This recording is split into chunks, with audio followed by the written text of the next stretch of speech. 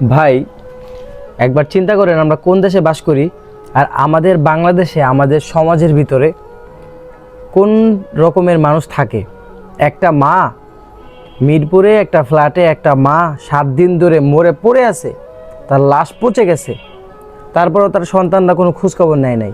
তার সন্তানরা একজন ভালো ভালো শিক্ষিত মানুষ, কানাডিয়ান সেটেল, একজন ভালো সচিব, তার একজন মেয়ে আছে যে একজন ভালো স্কুলের প্রিন্সিপাল। কিন্তু লাভ হলো কি? তারা তার মার খোঁজখবর নেয় নাই। সবাই কিন্তু শিক্ষিত ব্যক্তি। আমরা জানি আমাদের দেশে শিক্ষিত ব্যক্তিদের দাম বেশি। এই যে রিক্সা চালক, তাদের কোনো দাম নেই। সিএনজি চালক, তাদের কোনো দাম নেই। বাস চালক, তাদের কোনো দাম নেই। কাদের দাম?